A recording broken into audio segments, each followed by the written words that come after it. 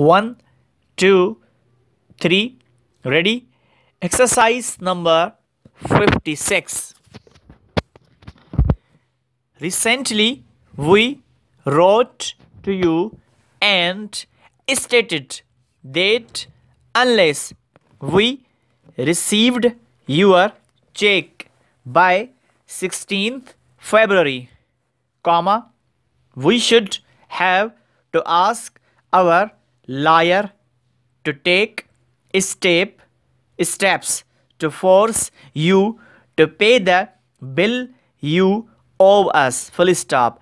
Unfortunately, you have not answered our note, and now we must inform you that we have asked our lawyer to go ahead and follow the usual methods to make you pay. Full stop.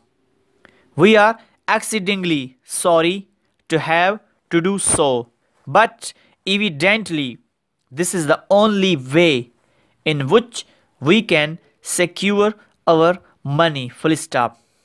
We certainly feel that we have acted quite fairly with you, and as we have said, this seems to be the only thing left for us to do. Full stop. Full stop. And if you mail your check without the slightest delay, you can avoid heavy costs, and we advise you to do so as soon as you receive this. Full stop.